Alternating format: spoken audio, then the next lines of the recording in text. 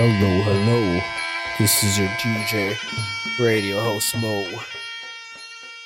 Back for another episode of California Sober, baby. Bonjour, everyone. Welcome back to the show. We are back. We are here with another episode, segment, Cannabis and Combat Sports, aka Muay Thai and Marijuana, aka Muay Thai and aka Marijuana and MMA, aka Get High and Muay Thai. Honestly, I like the Get High and Muay Thai one, man. I think I'm gonna run that one, even though it's gonna be, talking about mixed martial arts and stuff. I really like the Get High and Muay Thai. Combat sports, cannabis and combat sports seems kind of professional, though. I kind of like that one too. You guys let me know in the comments what I should run with. I'm kind of leaning towards the Get High and Muay Thai, though. It's a little playful, right? What do we do here at Get High and Muay Thai? Well, I pretty much just get high and talk about fighting, baby. And you guys get to come along for the ride. So put your seatbelts on and let's go full speed. Interesting night tonight. We had a UFC. It was a fight night in Paris. This is the fourth UFC that they've had in Paris. It just seems like the UFC. I'm happy that the UFC is entering the European market. Starting to see some interesting talent come out of Europe. The only two fighters I can think of from France off the top of my head that we got is Imavov and St. Denis, both of which were on the main card. I think there was 5 total fighters that were fighting out of Paris or out of France, and I think all 5 of them got the dub. Don't remember the other guys. Probably people on the undercard. But let's check this out. Let's run through these fights. I'll try to be as fast as possible. I always try to get this done in 30 minutes. I got to remember, and it's hard because when I get high, I want to ramble. I'm going to keep it straight to the point. Yeah, so let's go. So UFC Paris, our main event, we had Imavov versus Borralho, UFC Fight Night 258. Also on the main card, so we had Nassourdine Imavov versus Caio Borralho, Benoît St. Denis versus Mauricio Ruffy. Who else do we got? We had a bout that was canceled. Oh, let me talk about this. Sorry, I got my notes in two different. I got to jump back and forth. I wrote my notes on 2 different pages. I do apologize about that. I should have. This is why I need my computer. This is why I need my computer. I can just have it all up on here. Maybe I gotta do a setup where maybe I gotta start doing this on my computer desk, so I can just have my computer up here with all my notes. I like the couch. It's fun. It's relaxing. This is where I do the podcast. I don't know. Maybe we do a separation between the podcast and these cannabis and combat sports. Yes, I did use a different name. But notable fight that got canceled, man. We had this fight, Patricio Pitbull versus Losane Kieta. Didn't know much about Kieta, I'll be honest with you. I looked into him after this bout was scheduled. I liked what I saw. A heavy striker, at least from his highlights. A lot of good hands. Goes to the body a lot. Got a lot of body TKOs. Powerful hands. I was excited to see him coming into the UFC. I thought this would have been a great fight for him with Pitbull. Let's start from the top. Kieta's MMA record, he is 16-1. Pitbull, he is 37-8. 10 of Kieta's wins come via KO. Pitbull, he has 13 KO, 11 subs. Clearly, Pitbull, he's a more experienced fighter. He's got more dubs under his belt. More. He can win in different avenues, right? He's got 11 subs, 13 KOs. He's just a more diverse MMA fighter. I still thought this would be a good fight. Kieta's a lot younger. He likes to press the pace, likes to be aggressive. Versus Pitbull, he's kind of more calm. He kind of has more of a Peter Yan type style where he kind of just marches forward, gets you against the cage, and that's when he starts doing his best work. You know what I mean? A lot of hooks and bodies and all that crap. Anyways, fight got canceled. Kieta, he missed weight by 3 pounds. He did fill in on short notice. Kind of sucks because it's like, this is your debut fight. You get accepted to go to the big leagues, and then it's basically like missing the first day of work.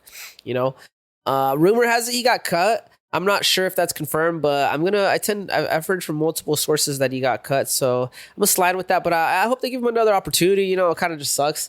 I think that he was going down a weight class too. I think he normally fights one weight class up. This was a featherweight bout, so unfortunate. But yeah. Oh, I do want to going back to in Kieta real quick. Sorry, I'm probably gonna have to cut this and move it, but he actually made a commercial for getting accepted into the UFC. It's a funny little commercial. It's like him training, and then one of his training partner comes up to him. They're like, yeah, so when you're getting into the UFC, and then it cuts to him, like, I think talking to his coach, and then his coach asks him the same question. There's a point where he's driving home, and a police officer stops him, and then asks him, hey, when are you getting into the UFC? Really funny, funny commercial, and what makes it even funnier was that he couldn't even make his debut. Sorry, I just remembered that. The irony, LOL, is so funny. ROFL. I think it's sad though. But anyways, it should have probably spent a little bit more time cutting away, buddy. So first fight I want to talk about is I'm gonna skip the Brad Tavares. I did want to talk about Brad Tavares, but I don't really got a lot of time, so I'm gonna try to run through this. First fight that I want to talk about is we had a lightweight bout between Harry Hardwick versus Caio Fernandez. Let me jump back to my other note. Wait, the other note. I think I wrote some stuff on this other page. Okay, so yeah, we had Harry Hardwick versus Caio Fernandez. Harry Hardwick, he's coming in with the MMA record of 13-4-1. Fernandez, he's got a record of 11-2-1. Very close record. Same thing with Harry. Didn't know much about Harry until this fight was announced. I looked into him a little bit. Apparently him and his brother, that there are two fighters coming out of the UK. They're pretty well known out there. Harry Hardwick, he was the champion for Cage Warrior. He had a 9-win streak. So he basically got in, fought for the title, got it, I believe. 9-fight win streak, and then he got the opportunity to come into the UFC. I think it was the same situation here with Fernandez. I think he was a fill-in. They called him a few days before. Anyways, back to Harry. Harry, Cage Warrior champion, a lot of people were talking about this fight, not me because I didn't know much about this guy, but he had some hype behind him. Yeah, all I really knew was that he was a Cage Warrior champion. He was a 9-fight win streak. He had a brother. I think his brother's name's Gary Hardwick, a well-known fighter. Didn't get to see much of Harry. Basically got taken out in the first round. With Harry, it just seemed like Fernandez, he literally threw a low kick within the first couple seconds. It connected, and it's just one of those things, you throw a strike, it lands clean. There was no resistance towards it, and you're just like, I'm gonna keep going for it. And he just got it in his head, as I'm gonna keep landing those low kicks, and he did. He kept landing those low kicks. Halfway through the first round, Harry couldn't even put weight on his front leg. It was so red. I remember at one point he's throwing a jab from the southpaw position, and he's just he's standing very tall, very straight up, and it's just because he can't hunch over, he can't lean over and push his weight into that jab. He's trying to keep as much weight off that back leg. It's probably at this point not working right. It's probably kind of numb, tingly, not wanting to move as well. The blood's not running good. So he got, man. Honestly, he got with the low kicks. Before he gets dropped twice with the low kick. One point, he kind of comes forward and he falls, rolls over, gets back to his feet. The second time he gets kicked in the leg, he does not get. The second time he gets dropped off a low kick, was not able to get up. He hits the ground, and the ref just stepped in, honestly, and I think it was a good stoppage. I think the ref recognized that he couldn't really defend himself properly, and there you go, man. Fernandez gets a low kick KO. Woo! We love them low kick KOs, baby. Listening to the commentators, they said that Fernandez got some good low kicks. Don't know much about this fighter either. I'm sorry, guys. There's just so much going on. It's hard to pay attention to this. Pay attention to Muay Thai. It's a lot. It's a lot. Sorry, I'm the worst at this, but I'm trying, you guys. I'm just trying. I'm just a man, and I'm trying. Anyways, so Harry, his UFC debut, he gets taken out first round.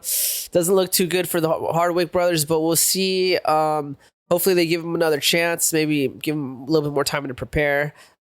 At least he made weight, so it's you got to keep it pushing, baby. And then next fight that I want to talk about, we had a light heavyweight bout. Modestas Bukauskas versus Paul Craig.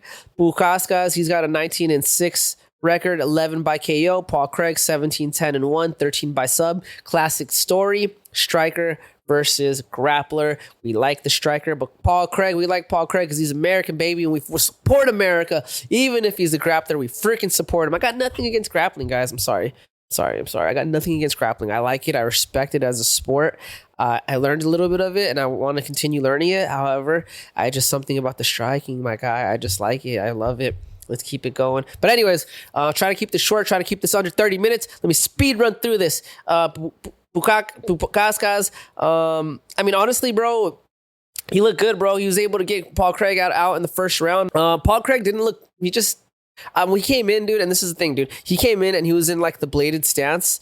You know what I mean? And Bukauskas just kind of took advantage of that and was kind of like, so like Paul Craig came in very karate, like bladed stance, you know, completely sideways, front hand to his chest instead of to his face, you know, and he paid for that. He fought against another guy who was an experienced striker, and he was able to capitalize on the weaknesses of the style, you know. That's the thing, is when you fight an experienced striker, if you're like experienced strikers, they can recognize they know, they've seen all the different, they've seen so many things, right, throughout their career, that when you go to a bladed stance, they understand like this is the weakness of a bladed stance. If you go into your squared stance, they understand this is the weakness of a squared stance. So it's like you can pull up the hat of the base of the, if you don't have enough, if you have enough of the fundamentals, it's like there's some tricks you can pull from the hat. I forgot. I don't know what I'm trying to say with that. I haven't smoked weed. I'm sorry. But if you have a lot of experience, right, you're used to seeing these things, and he was able to expose like some of the bad habits of the bladed stance, right? He was, kicking him in the leg, he was able to punch over his hand and get him in the face. And, he ultimately kept Paul Craig on his back foot. Paul Craig can really utilize his grappling. But at the end of the first round, Paul Craig, he tried to pull guard. You know what they say about pulling guard in MMA, guys? It's really, sometimes it works. Most of the time it doesn't. Let's not do it. Paul Craig pulls guard, doesn't get anything. Bukauskas, he lands on top, starts landing some ground and pound. At the end of it, like right at the last second of the bell, he throws a hard elbow. Boom. Paul Craig out. It was a quick knockout, got him out, and then he came to real quick, but that was it. That was enough for the ref to call it. And here in the UFC, we don't have saved by the bell. If you get knocked out right at the bell, they count it. So I think it was a good stoppage. Paul Craig, I think he announced his retirement after. I could be wrong. Don't quote me. That boy, I ain't said shit. And next fight, Benoît St. Denis versus Mauricio Ruffy. Man, this was a fight that I wanted to see. St. Denis, I really like his style. I talked on the grapplers, but look, I'm telling you, I don't really hate the grappling sports. I hate the grapplers that are lazy. I hate the grapplers that are boring, but the grapplers that go for finishes, whether it's striking or through ground and pound or through submissions, I like those guys. St. Denis, he is that guy, man. He is he. And I like the way he sets up his takedowns. He'll do like head kicks and then he'll shoot for a takedown. He'll, 1, 2, body kick, shoot for a takedown. I like it. His striking isn't bad, it's not bad, but definitely his bread and butter is his grappling and his ability to mix the grappling. He just, does great, right? So fighting Mauricio Ruffy fighting nerds. He just came off of a win. It was a spinning hook kick. I can't remember who it landed on. I could probably Google it. Let's see. Ruffy hook kick knockout. Let me see. Oh, was it? Oh, it was Bobby Green. Was that the last one? Was that his actual last fight? Where's that? Let me see, boys. I'll probably add it in the link. Remind myself. Clip of Ruffy spinning hook kicks. Yeah, I added that stuff in post. Yeah, so we got Bobby Green with the hook kick. Experienced striker, right? So St. Denis, he's coming in. He's got a 15-3-0 record, 11 by sub, 7 by first round finishes. Ruffy, he's coming in with a 12-2-0, 11 by KO, 8 first round finishes. Very close record in different approaches. Similar, same, but different. All right, we got another grappler versus freaking striker, baby. Only difference is St. Denis, he is not to play with. He is a different type of grappler. He is not a Paul Craig. No offense, Paul Craig, dog. Our respect given to you, Big G.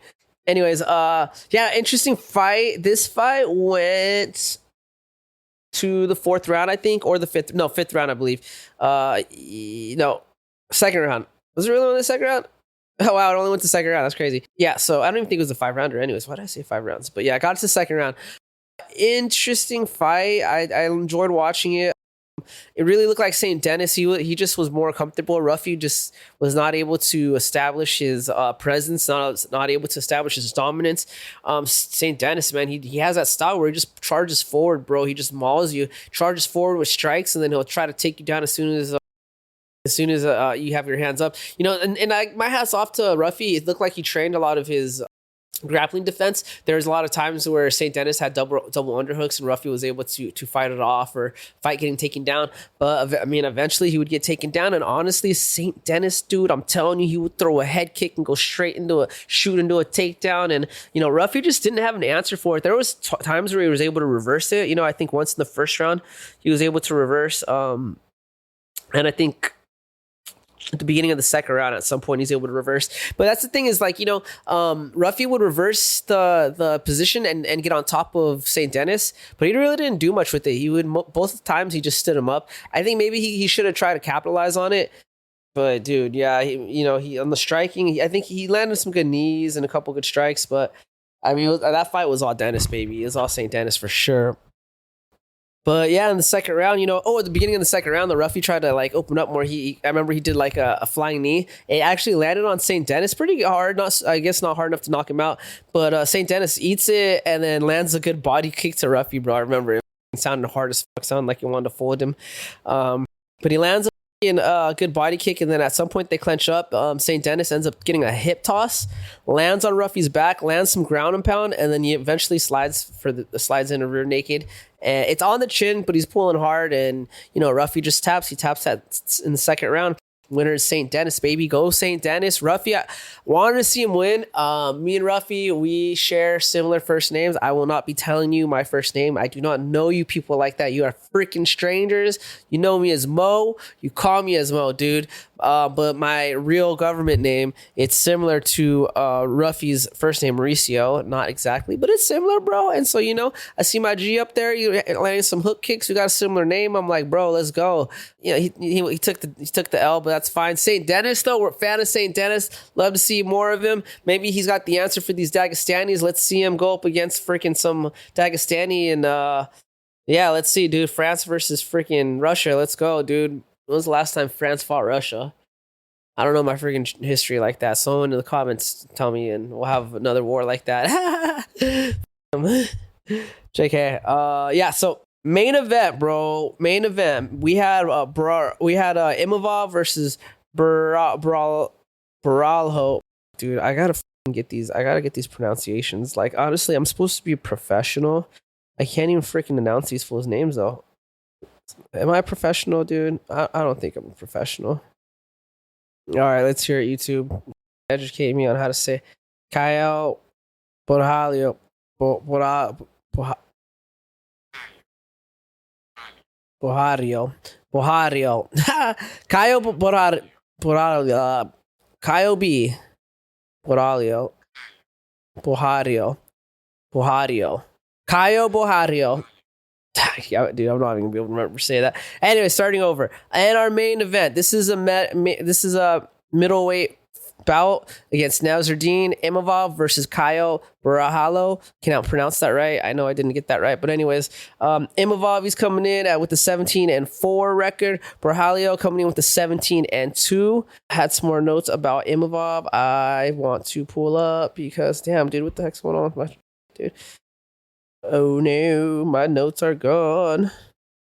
So yeah, main event fight. We got Nassourdine Imavov versus Caio Borralho.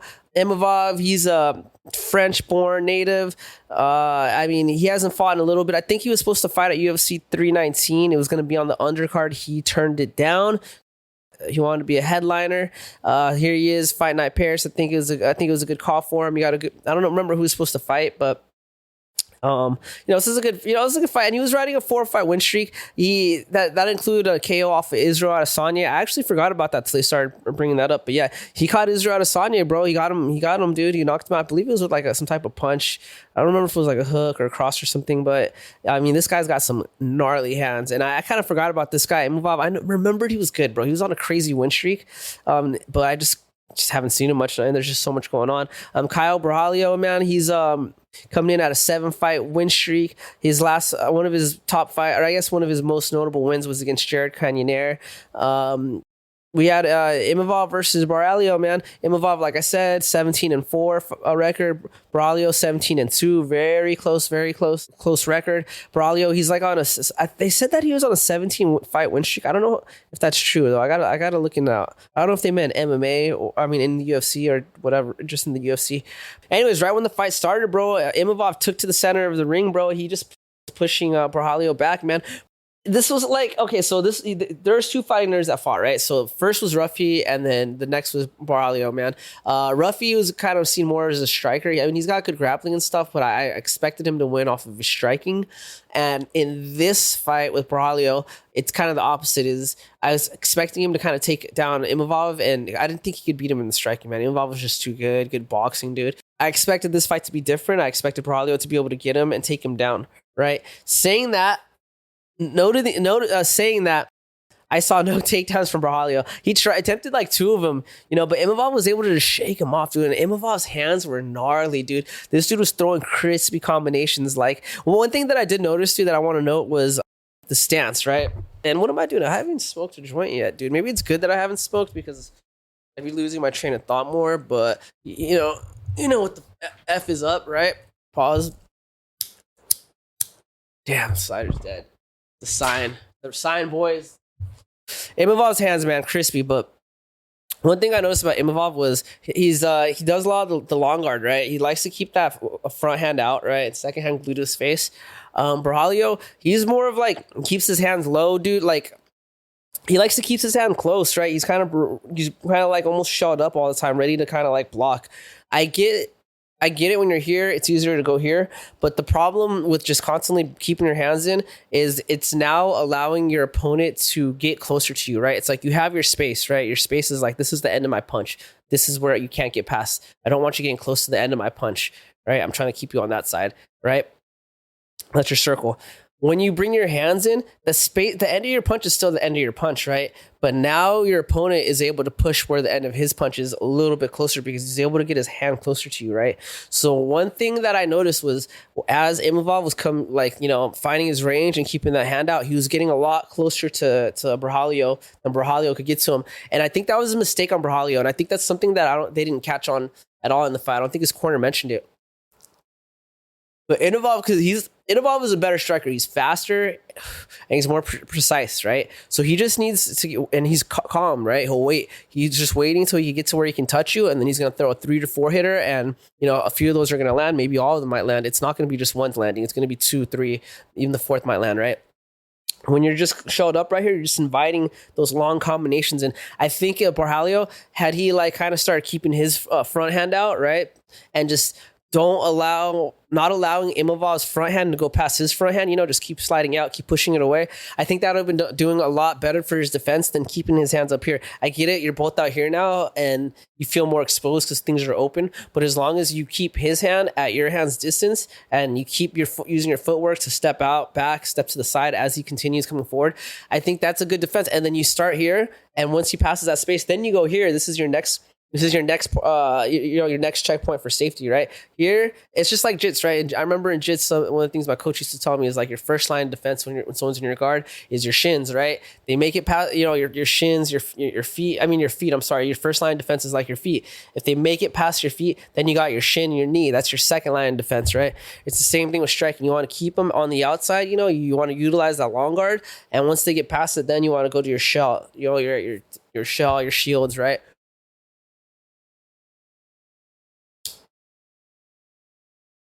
Yeah, Borralho just was, wasn't really, he just was kind of keeping his hands nice and tight. And like I said, I feel like that allowed Imavov to get in close and land a lot more strikes than he should have been able to land, or than Borralho would have wanted him to land, right? But yeah, first round, Imavov takes to the center, pushes Borralho back. And honestly, Borralho just did not look comfortable at all. This is a 5-rounder too, by the way. So I was like, damn, he already doesn't look comfortable in the first round. Hopefully he can find his groove, But Borralho, he goes for a takedown, in the first round, and Imavov kind of puts him in a standing guillotine, and he kind of I think he just has him in there and just controlling him, and then he eventually just throws him off, right? That is a good cue on how these takedowns are going to go. And it shows you that Imavov has been practicing his takedown defense, and he's prepared for any type of grappling that Borralho can throw at him. But yeah, I mean, I'm for most of the first round, Imavov just basically pushes Borralho against the fence, and he's just landing some, just punches.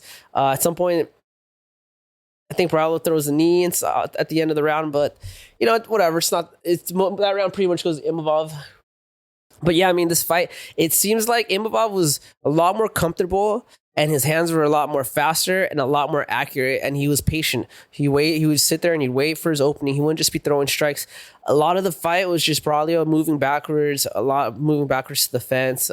Couldn't figure him out. In the third round, I think he started landing 1-2s, and that's another thing.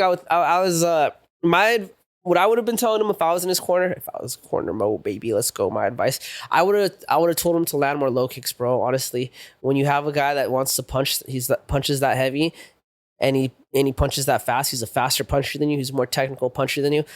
You want to try to slow that down, man. And kicks to the leg will slow that down, and kicks to the body and arm will slow that down. Left kicks to his body and his arm, switch it up and go a little higher to his arm, so you can't just go to the arm, to the body, so you can't just catch it. I wouldn't throw too many right kicks, just left kicks to the body, or right low kicks, left inside kicks, calf kicks. You need to slow him down. You want to use your long throws where you're a little bit safer, and try to chop his legs down as he puts his weight down, if he's trying to box more, you know what I'm saying?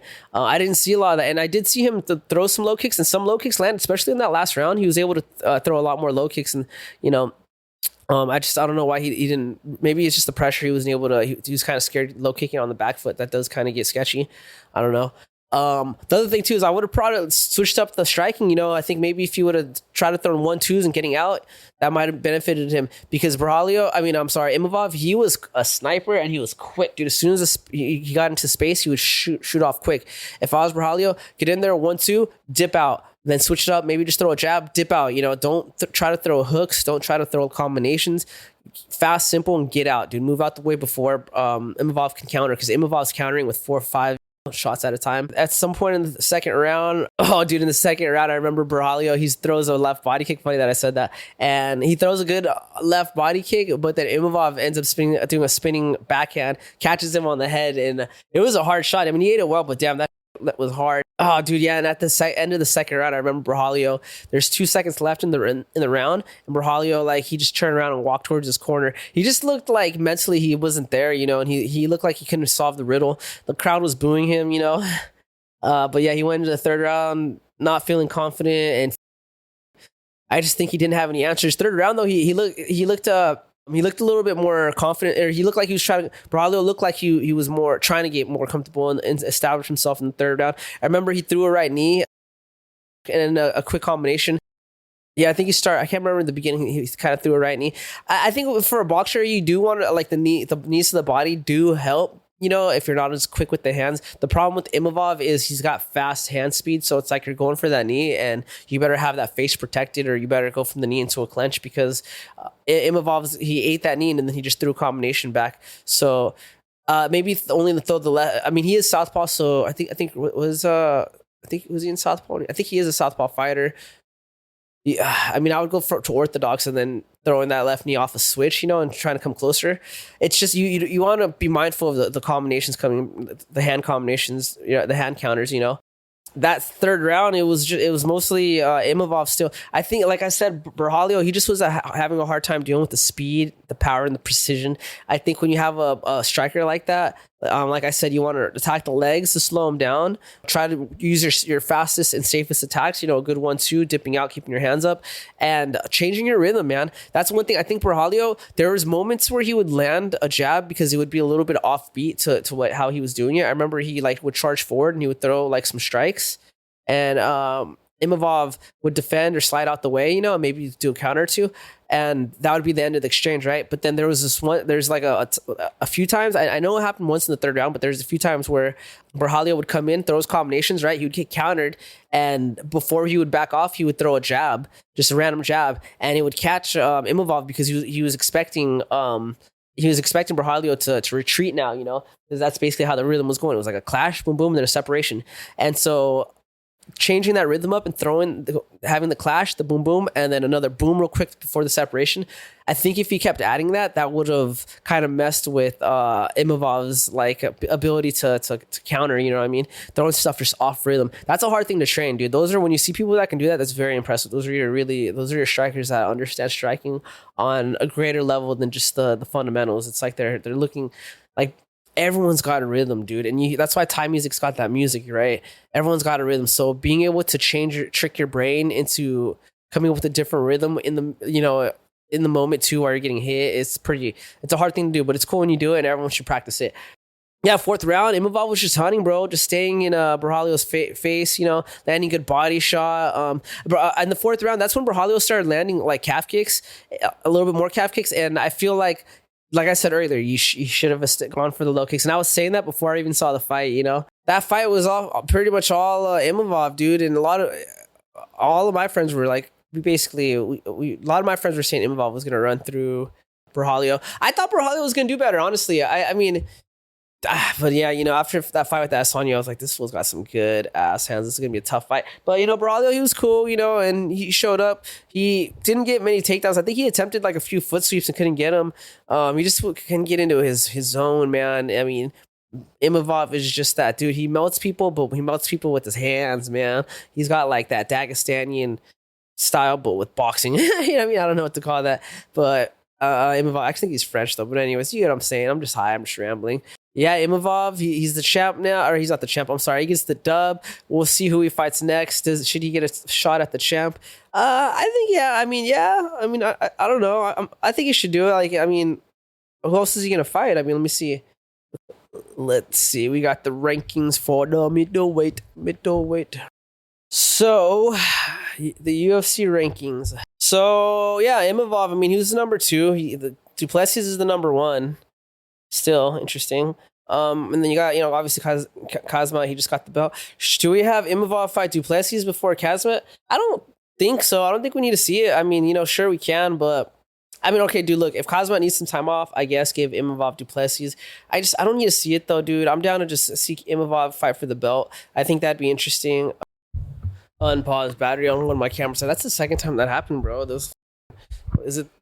gotta mark that battery, dude. I think that battery doesn't have as good health. Yeah, I think we should see it, bro. We should see the main event. I mean, we should see him fight I think he deserves to fight the champ, Imavov, Frenchman versus the where is he from? Chimaev. He's from Chechen, right?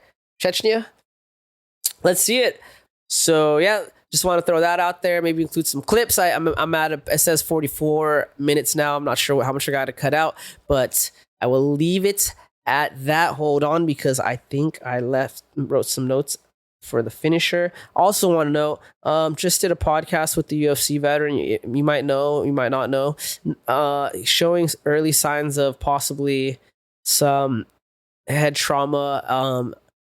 And it's the second time I interviewed a UFC fighter that, showing that it wasn't as bad as the other guys, Nams and stuff. And I also want to throw out there, dude, people were like giving me hate with Nam. Look, dude, I didn't know Nam like that personally, right? I had heard stories about, his condition and how he's been. It wasn't until I met him that I realized I just didn't realize where I was at, and I was like, and I wasn't even sure if I wanted to post it, right? I did ask Nam. I asked if he wanted to see the video before I posted it, and okay it. He didn't even want to look at it. He said it was cool, but I did ask for advice from other people, and they told me I should post it because it's important for people to see the possibility of being in the same position, to the dangers of fighting, whether it's Muay Thai or MMA, boxing. It's like, your brain is a sensitive thing that you should protect.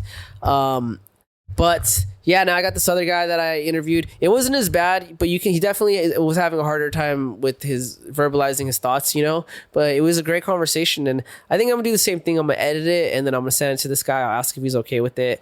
If he's okay with it, then I'll get a third opinion from people who I think are in the fight world and know him personally. And if they tell me that I should do it, then I'll do it. If not, I'll be like, I don't need it. You know what I mean? But I guess that's a note for you guys, for you future fighters. Protect your brain, dude. We like the brawlers. I like the brawlers, but man, pick time and place, bro. You don't need to brawl in the gym every time, and you don't need to brawl for every fight. Try to practice being crispy clean. I think, and I get it, bro. We like to have the wars, but it is what it is. So I think that's it, though. That's all I got to say. UFC Fight Night Paris, 4th time in a row in Paris. Is that right? I don't know if I just said. I'm kind of high. I've been smoking weed. Goodbye, everyone.